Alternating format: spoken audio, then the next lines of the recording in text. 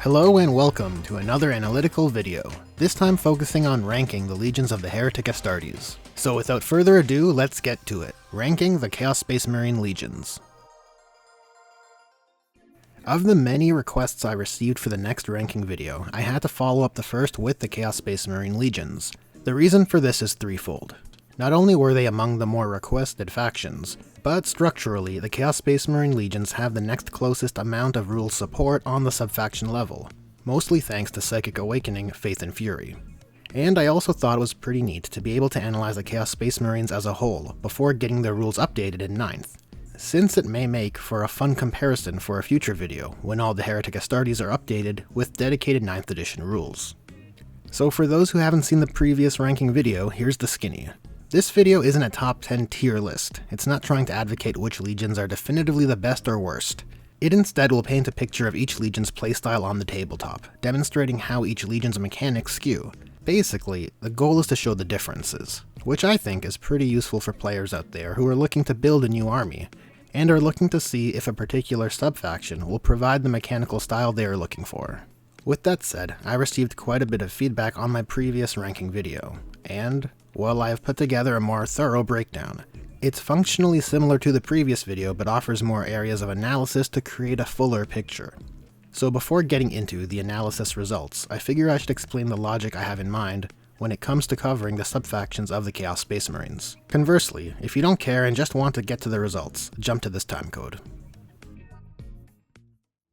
When it comes to comparing the legions of the Heretic Astartes, it isn't as simple as it was for the Loyalists. Since GW has decided to take the Death Guard and Thousand Sons and pulled them aside, treating them as their own factions, which isn't a criticism in and of itself, but it does make it harder to accurately compare. A far more awkward wrench in the gears is the issue where 2 out of the 7 core legions don't have access to large portions of their own mechanics due to them being attached to marks of chaos which those legions are exempted from. It's kind of a mess, but I have a solution. In addition to looking at the unique rules on the subfaction level, I've pulled the mark-related mechanics out from the core codex analysis and stapled them onto the subfaction level for each of the core legions. Not only does doing so better demonstrate the differences between the legions, but it also happens to lend more data for the new layout, which worked out pretty well. When showcasing the ranked results, I will review the core legions first, and then cap off the results segment by covering the Death Guard and Thousand Sons. Now onto the new analysis methodology. Here's the new layout. On the left side, we have the full-sized 6-category attribute chart, which follows the same rubric as with the Space Marines ranking video. It ranks the 6 attributes of offensive efficiency, mobility, melee propensity, flexibility, defensive/restorative mechanics, and shooting propensity, creating the scores from a binary analysis on how the unique qualified mechanics for each faction fall. The results are then weighted against the total number of eligible mechanics, which results in a visualized playstyle of the analyzed subfaction. On the opposite side, we have an array of smaller graphs, displaying areas of analysis that the main attribute chart doesn't track. And for the record, I do qualify these as secondary, as in most cases, they do stand aside from the core attribute radar chart in defining the broad playstyle, though there are some exceptions which we will cover in the results segment. That being said, the inclusion of these secondary charts do aid in creating a more thorough visual of the subfaction. Now, let's head over to the ranked results. Before we get into the breakdown itself, there are 2 important factors I want to reiterate. 1. These comparisons and values are not representative of a legion's efficacy in those areas, since the assessment is measuring them in a binary capacity. And 2, regardless of how a legion may skew, there is an underlying foundational level of mechanics that all the core legions can leverage within the core codex. On that point, what bolsters that even more is unit selection. If you want to tilt a subfaction's playstyle towards a particular area, unit selection is the strongest modifier a player can use. So here's how to read these charts.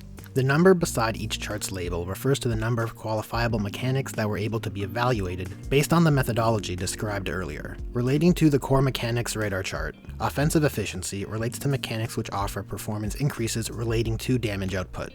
Offensive efficiency also informs shooting and melee propensities, so between the 3 you can read how a subfaction's combat potency and preference skews.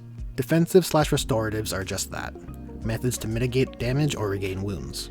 Flexibility refers to exceptions to core rules and abilities to restrict enemy play. And it's worthy of note, factions with high flexibility will often have the means of mitigating damage through control/restrictions provided by those exceptions.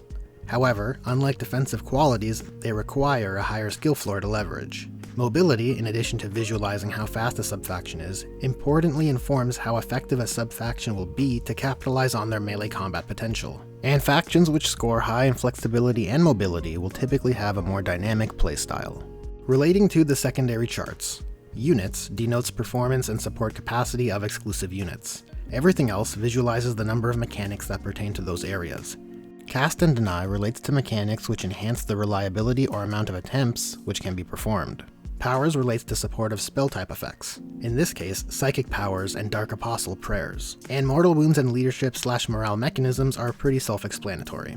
And to provide some context when looking at how legions score, I have compiled the mean averages of all the legion's attributes here, charted in orange with the dotted stroke. Let's start with the Black Legion, since they are the marketing face of the faction, and take it in legion order from there. Publications used are the Core Codex and Vigilus Ablaze. Unsurprisingly, the Black Legion take on a shape quite evocative of the Legion average, although they score above average in offensive efficiency across the board. The overall above average offensive score is at the cost of their defensive and mobility based mechanics, which fall below the Legion average. The Black Legion have two unique units, the War Master, Abaddon the Despoiler, who does bring quite a lot of value, and Harken World Claimer, who does not. Due to the Black Legion having access to all four marks of chaos, their psychic and prayer options are unrestricted, allowing them to benefit freely from the core codex as they choose. And the Black Legion have quite a few mechanics centered around boosting leadership and morale tests, which is rather suitable for those carrying Horus's legacy. Next, onto the Emperor's Children, which, like with all the following core legions, draw their rules from the core codex and Psychic Awakening, Faith and Fury. The Emperor's Children take on a generalist shape, which feels quite appropriate for the Legion, which was known for pursuing perfection. On the whole, they rank similarly to the Black Legion, with subtle trade-offs in efficiency, shooting, defense, and flexibility for a boost in their melee propensity and a noticeable boost in mobility. Their unique character is Lucius the Eternal. Presently, he is rather lackluster as far as named characters go, and can essentially be summed up as a melee-oriented Chaos Lord, which is not a great point of comparison for a named character of his status. Hopefully a 9th edition codex sees Lucius and the Chaos Lord platform brought to a worthy standard.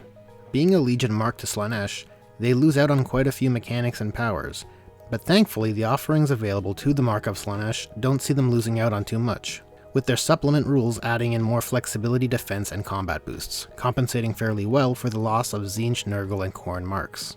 And on the morale front, they have a few mechanisms that debuff leadership and morale tests, since as we all know, the Emperor's Children tend to be a little obscene.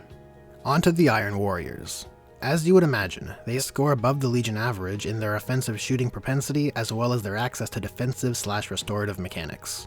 Although their sieging specialization appears to come at the cost of mobility and flexibility-oriented mechanics, as well as their melee propensity, but not nearly to the same degree. Being an unmarked legion, they have the full complement of their codex's offerings of relics and stratagems, which extends to cast/deny mechanisms and powers. On the mortal wounds front, the Iron Warriors do have 3 additional methods to deal mortal wounds. Although it's worthy of note, 2/3 of them require the target to be a vehicle to deal those mortal wounds. And their perk to improve morale tests is a Warlord trait aura that offers an auto-pass morale to units nearby, which will help those higher model count squads. Next up are the Night Lords, who take on a pretty unique shape compared to the legions focused on thus far. They are fairly average when it comes to offensive efficiency, but score decently above average in defense, mobility, and flexibility. When it comes to shooting, the Night Lords actually score fairly below the legion average, and instead possess a far greater melee propensity as it relates to their combat preference. Like with the Iron Warriors and Black Legion, they are not dedicated to a specific mark, so they can make use of the full offerings of the core codex's mechanics and powers. On the leadership and morale side of things, the Night Lords do have 3 additional mechanics. And here is where I must insert a caveat. The one mechanic the Night Lords have as their leadership debuff is their Legion trait, which is an overlapping aura of -1 leadership penalties. Typically, leadership buffs are sort of a non-plus, even in the army-wide cases. See the Black Legion Wordbearers and Ultramarines subfaction rules. However, for the Night Lords, quite a few of their mechanics involve leveraging that debuff for big brain payoffs, as well as a few other mechanics, which while not relating to leadership debuffs, do require them to be at a closer proximity, as they have mechanisms to reduce or turn off enemy auras, and to keep enemies from falling back out of combat, as represented by their melee propensity and flexibility rankings. So in an effort to not misrepresent them, consider the Night Lord's leadership as such, as that one leadership mechanic has a significant impact on their toolkit's playstyle. And lo, the Eaters of Worlds. Unsurprisingly, the World Eaters score extremely high in offensive efficiency and are off the charts as it relates to melee-oriented mechanics. Their mobility is pretty much at the Legion average, but their flexibility, defense, and shooting all score below average and are orders of magnitude worse respectively. On top of that, as a Legion which is tied to the Mark of Khorne, it locks them out of mechanics tied to other marks of chaos, as well as psychic support at large, leaving them with the Khorne Prayer and a few mechanics to help deny psychic powers. Which brings me to my soapbox. I don't think it's a stretch to say the 8th edition Chaos Space Marine Codex was designed to allow Legions to make the most out of taking the best marks of chaos for each unit. Suffice to say, the World Eaters aren't left with much to stand on in their core book. It's bad design. I mean, that's clear, right? Like it's poorly written? As things stand, the World Eaters can bring the pain in the fight phase, and can be compared to kind of like playing on hard mode, demanding a pretty high skill floor, which I suppose makes victory with them suitably more satisfying. There is also their unique named character, Karn the Betrayer. When he's not betraying his allies, he is pretty great. Some may even say he's a swell guy. Here are the Wordbearers, who skew slightly lower in shooting and mobility than the average, but score above the Legion average in their melee propensity, flexibility, and defensive attributes. What can I say about the Wordbearers? They probably have the single worst subfaction trait in the game. However, the Wordbearers not being locked to a specific mark, and having access to psychic powers, does enable them more tools to leverage their admittedly potent flexing of possessed units. And while they do have fewer rules as they relate to core mechanics, they do have quite a few related to increasing their casting of psychic powers and prayers, making their support characters among the most reliable of the Heretic Astartes, which feels very suitable for the zealously faithful First Heretics. And finally we have the Alpha Legion. Quite appropriately, their toolkit skews high in flexibility and mobility, largely due to their mechanics of sniping at characters, redeploying, relocating, setting up traps, and the like, although their specialization in subterfuge comes at the cost of offensive efficiency and melee propensity, scoring quite below the Legion average. Their unique toolkit doesn't offer any bonuses to casting or denying, but not being locked to a particular mark of chaos lets them access all the tools of the core codex. The Alpha Legion are all about setting a plan, outmaneuvering your enemies, and countering their counters. And with the core legions covered, we can move on to the legions which have their own codexes, starting with the Death Guard. Publications analyzed are their 8th edition codex and Psychic Awakening, War of the Spider. The Death Guard are the closest to being refined for 9th edition, and I think we are all curious to see the precedent it will establish for Chaos Space Marines at large. As things are, the Death Guard's shape is fairly similar to that of the average, although it's shifted away from melee and mobility, putting more focus on shooting and defensive/restorative mechanics. And even though the Death Guard have access to only one psychic discipline, they have an ample assortment of mechanics to generate mortal wounds, due to the many plagues provided by the Plague God Nurgle. Also, because GW heard you like subfactions, the Death Guard have mini subfactions in their Plague companies. Each one provides only a few mechanics, a relic, a trait, and 2 stratagems, which overall doesn't skew the graph in a major way, but does allow Death Guard players to lean a bit harder into a particular area of expertise. And lastly, we have the Thousand Sons.